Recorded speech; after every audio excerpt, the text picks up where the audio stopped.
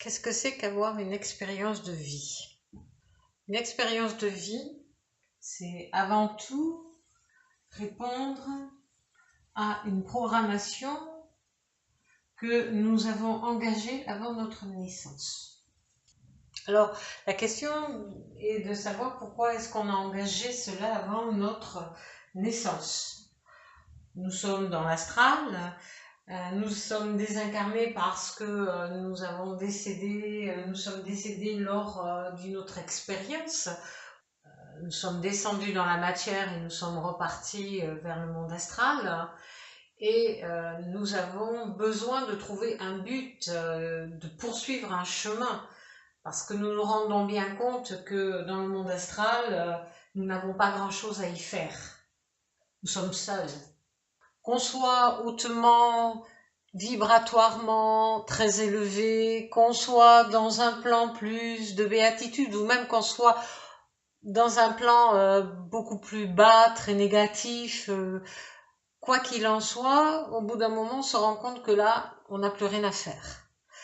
Et que le seul espace où on peut encore vibrer ou trouver à être, c'est l'espace d'expérimentation terrestre. Donc on revient vers la Terre, et on y revient parce que c'est comme aller en vacances quelque part. C'est une sorte de porte de sortie que l'on se donne. Sauf que sur Terre, on sait très bien qu'on ne vit pas de vacances. On commence à venir sur Terre dans la souffrance, dans la douleur. Toute notre vie, nous souffrons et nous mourrons dans la douleur et la souffrance. Alors, quel est l'objet de continuellement aller et venir entre deux plans si aucun des deux plans ne nous satisfait? Le problème, souvent, c'est que nous sommes tout le temps leurrés.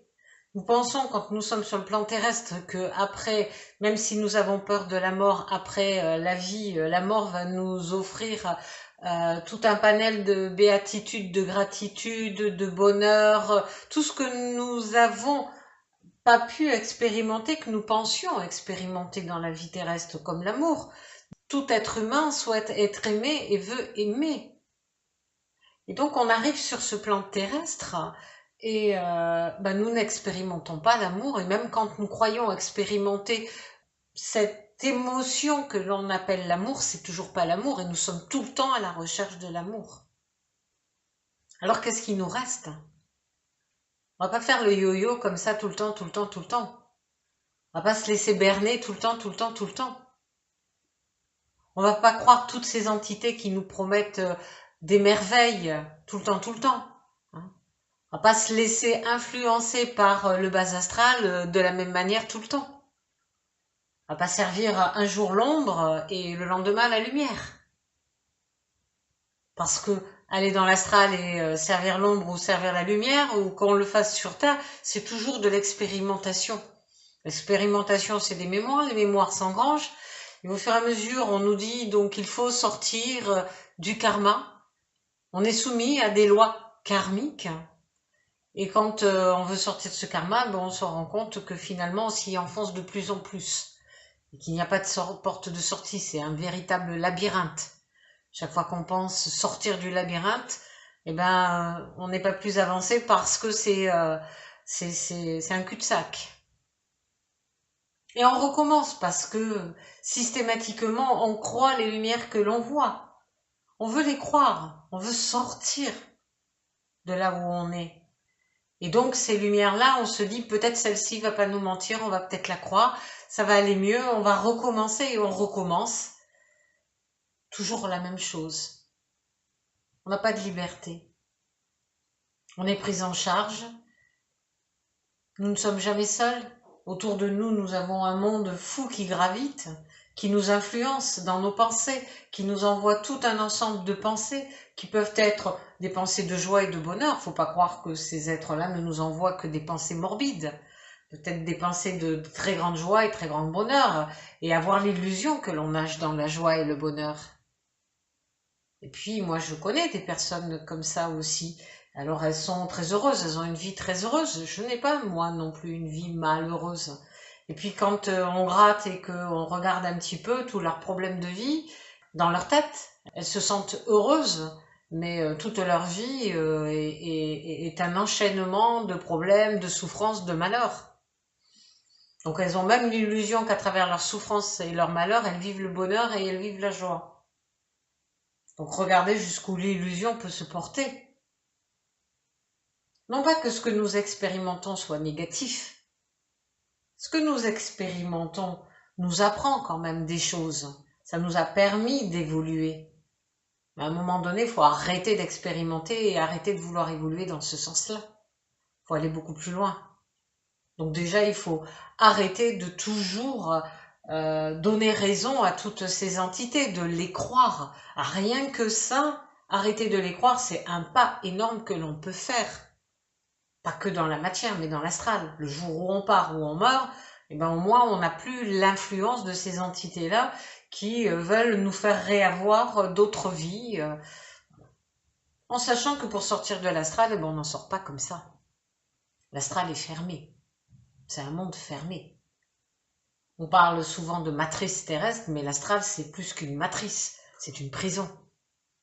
C'est une prison qui nous montre des tonnes et des tas de lumière pour nous faire croire que c'est le paradis. Mais ça reste une prison.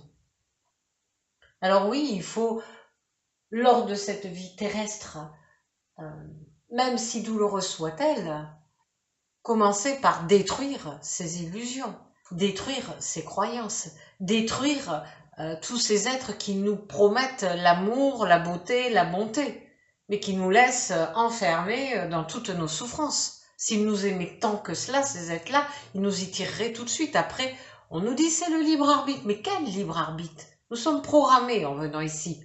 Il n'y a pas de libre arbitre.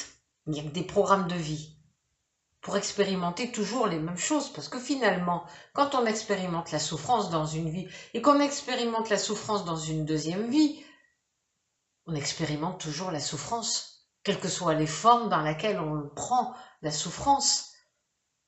Quel que soit le visage qu'elle montre, ça reste la souffrance.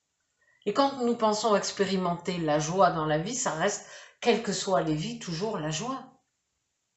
La forme reste la forme.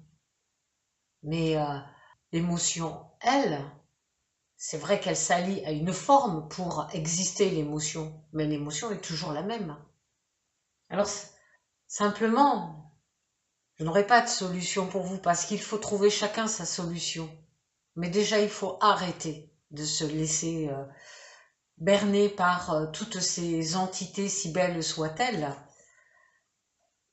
Il faut commencer à devenir beaucoup plus indépendant sur ce qu'on pense, plus indépendant sur tous ces êtres dont on attend d'eux, qui nous amènent dans des paradis, où certains attendent des extraterrestres qui les sortent de la Terre, parce que la Terre, c'est un univers dans lequel ils ne se sentent plus bien du tout, étant donné qu'ils ne savent plus quoi faire pour aider cette pauvre Terre qui est en train de mourir de toute la pollution qu'on lui met, parce qu'ils se sentent mal dans le contact avec l'humain.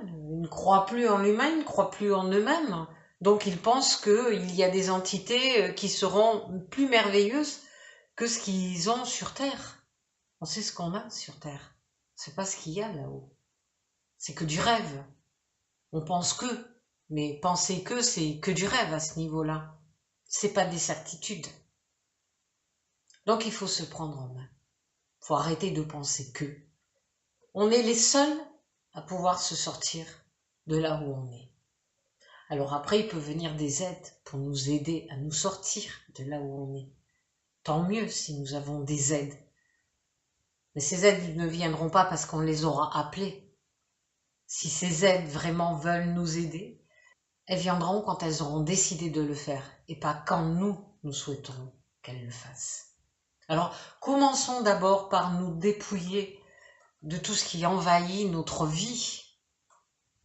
Toutes les pensées que nous avons qui sont des pensées pas forcément les nôtres, mais nous sommes envahis par un ensemble de pensées qui proviennent à la fois de la terre, de l'astral, de tout ce qui gravite autour de nous. Donc commençons déjà à faire le ménage en nous-mêmes. Commençons déjà à mettre des vérités sur ce que nous voyons, nous entendons, les canalisations que nous faisons. Commençons déjà à essayer d'ouvrir les yeux vers la réalité du monde, de sortir de cette illusion. Et là,